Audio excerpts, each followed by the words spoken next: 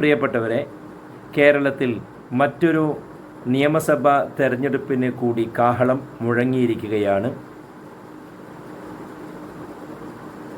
April 9 നാം എല്ലാവരും ജനാധിപത്യത്തിലെ ഏറ്റവും വലിയ അവകാശമായ വോട്ട് വിനിയോഗിക്കുന്നതിന് വേണ്ടി പോളിംഗ് ബൂത്തിൽ ചെല്ലുവാൻ കാത്തിരിക്കുകയാണ്. ഈ അവസരത്തിൽ കാസർഗോഡ് ജില്ലയിലെ ഏറ്റവും ശ്രദ്ധേയമായ ഒരു പോരാട്ടം നടക്കുവാൻ പോകുന്ന തൃക്കരിപ്പൂർ നിയോജക മണ്ഡലത്തിലെ സ്ഥാനാർത്ഥികളെയും അതിൻ്റെ ചരിത്രത്തെയും ജയപരാജയ സാധ്യതകളെയും ചെറിയ ഒരു വിലയിരുത്തലിന് വിധേയമാക്കുകയാണ് ഈ ഒരു വീഡിയോ ക്ലിപ്പിലൂടെ. ഏവർക്കും സ്വാഗതം. തൃക്കരിപ്പൂർ നിയോജക മണ്ഡലത്തിലെ രാഷ്ട്രീയ സാഹചര്യം പരിശോധിക്കുമ്പോൾ കേരളത്തിലെ തന്നെ ഏറ്റവും ശ്രദ്ധേയമായ ഒരു പോരാട്ടം നടക്കാൻ പോവുകയാണ് ഇത്തവണ. പൊതുവെ ഇടതുപക്ഷത്തിൻ്റെ കോട്ട എന്നറിയപ്പെടുന്ന കയ്യൂരും ചീമേനിയും അടങ്ങിയിട്ടുള്ള വിപ്ലവ മണ്ണ് എന്ന് തന്നെ പറയാൻ പറ്റുന്ന തൃക്കരിപ്പൂര് 1977 രൂപീകൃതമായത് മുതൽ ഇതുവരെ ഇടതുപക്ഷത്തിൻ്റെ CPIMൻ്റെ സാരഥികളെ മാത്രം തെരഞ്ഞെടുത്ത നിയമസഭയിലേക്ക് അയച്ച പാരമ്പര്യമാണുള്ളത്.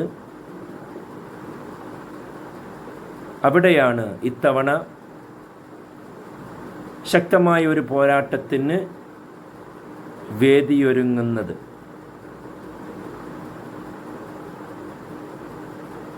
ചരിത്രപരമായി CPIMൻ്റെ സംഘടനാ ശക്തിയും അവരുടെ കേഡർ വോട്ടുകളും തന്നെയാണ് ഇടതുപക്ഷത്തിൻ്റെ കരുത്ത് ഈ മണ്ഡലത്തിൽ.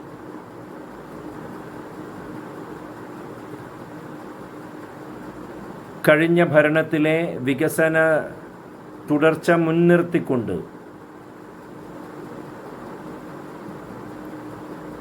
അവരുടെ കേഡർ വോട്ടുകൾ കൃത്യമായി പെട്ടിയിലാക്കാൻ സാധിച്ചാൽ, ചോർച്ചയില്ലാതെ അവർക്ക് നേടാൻ സാധിച്ചാൽ LDFൻ്റെ വിജയം ഇവിടെ തുടരും. അതേസമയം മറുവശത്ത് UDFന് വിജയിക്കണമെങ്കിൽ വലിയ വെല്ലുവിളികളെയാണ് നേരിടാനുള്ളത്. അവിടെയാണ് സന്ദീപ് വാര്യർ എന്ന് പറയുന്ന വർഗീയ രാഷ്ട്രീയത്തിൻ്റെ വക്താവായി സഞ്ചരിക്കുകയും എന്നാൽ BJP പോലെ ഇന്ത്യ ഭരിച്ചുകൊണ്ടിരിക്കുന്ന ഒരു രാഷ്ട്രീയ പ്രസ്ഥാനത്തോട് വിട ചൊല്ലി കോൺഗ്രസിനെ പോലെയുള്ള രാഷ്ട്രീയ പ്രസ്ഥാനത്തിൽ അംഗത്വമെടുക്കുകയും ചെറിയ സമയം കൊണ്ട് തന്നെ വർഗീയ രാഷ്ട്രീയത്തെ തള്ളിപ്പറയുകയും മതേതര രാഷ്ട്രീയത്തിൻ്റെ വക്താവായി ചാനൽ ചർച്ചകളിലും മതേതര വിഭാഗങ്ങൾ സംഘടിപ്പിക്കുന്ന വേദികളിലും രാഷ്ട്രീയ പ്രസ്ഥാന വേദികളിലുമൊക്കെ നിറഞ്ഞു നിന്നുകൊണ്ട് മതേതര ശക്തിയെ ശക്തിപ്പെടുത്താനുള്ള പ്രവർത്തനങ്ങൾക്ക് നേതൃത്വം നൽകിക്കൊണ്ടിരിക്കുകയും ചെയ്യുന്ന യുവ നേതാവ് എന്ന നിലക്ക് യുവാക്കളിൽ ഏറെ സ്വാധീനം ചെലുത്താൻ കഴിഞ്ഞ ഒരു വ്യക്തി എന്ന നിലക്ക് മാധ്യമ ശ്രദ്ധ പിടിച്ചുപറ്റാൻ കഴിഞ്ഞ ഒരു യുവ നേതാവ് എന്ന നിലക്കൊക്കെ സന്ദീപ് വാര്യർ ഈ മണ്ഡലത്തിലേക്ക് UDFൻ്റെ സ്ഥാനാർത്ഥിയായി എത്തുമ്പോൾ മത്സരം ചൂടുപിടിക്കുമെന്നാണ് പ്രതീക്ഷിക്കുന്നത്. UDFൻ്റെ വിജയത്തെ സ്വാധീനിക്കുക, ഒരു പക്ഷേ UDFൻ്റെ വോട്ടുകളൊക്കെ ഏകീകരിച്ച് ചോർച്ചയില്ലാതെ പെട്ടിയിലാക്കുവാൻ കഴിയുകയും അതോടൊപ്പം തന്നെ ഇടതുപക്ഷത്തിൻ്റെ വോട്ടുകളിൽ വലിയൊരു വിള്ളലുണ്ടാക്കുവാൻ കഴിയുകയും ചെയ്താൽ മാത്രമാണ്.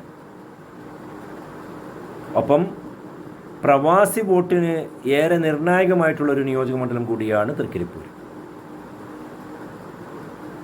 ഏറെക്കുറെ വോട്ടുകളും പ്രവാസത്തുള്ളത് UDFൻ്റെതാണ് എന്നാണ് വിലയിരുത്തൽ. അങ്ങനെയെങ്കിൽ ഈ ഗൾഫ് യുദ്ധ സമയത്ത് ആ വോട്ടുകൾ എങ്ങനെ പെട്ടിയിലാക്കാൻ അല്ലെങ്കിൽ ആ പ്രവാസത്തുള്ളവരെ എങ്ങനെ നാട്ടിലെത്തിച്ച് വോട്ട് ചെയ്യിപ്പിക്കാൻ കഴിയുമെന്നുള്ളത് കൂടി ഒരു പ്രധാന വെല്ലുവിളിയായി UDF മാറുകയാണ്. എന്നിരുന്നാലും CPIM സംഘടനാ ശക്തിയും സന്ദീപ് വാര്യർ മുന്നോട്ട് വെച്ചിട്ടുള്ള രാഷ്ട്രീയ ഓളവും തമ്മിലുള്ള നേരിട്ടുള്ള ഒരു പോരാട്ടത്തിനാണ് തൃക്കരിപ്പൂർ നിയോജക മണ്ഡലം സാക്ഷിയാകുന്നത്. 2,20,000-ഓളം വരുന്ന വോട്ടർമാരാണ് ഇത്തവണ പോളിംഗ് ബൂത്തിലേക്ക് എത്താൻ പോകുന്നത്. അതിൽ തന്നെ 6,000-ഓളം കന്നി വോട്ടർമാരാണ് ഇത്തവണ ഉള്ളത്.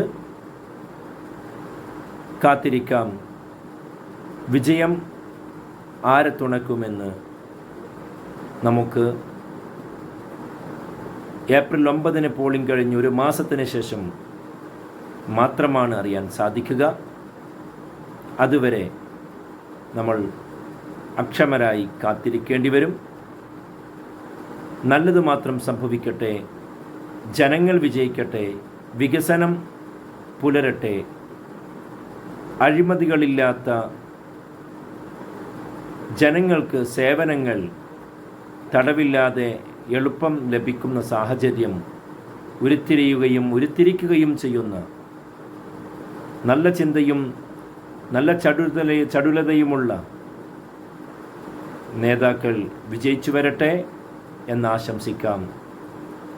Good bye. അടുത്ത വീഡിയോയുമായി വരുന്നതുവരെ നിങ്ങൾക്ക് നന്ദി. ജയ് ഹിന്ദ്.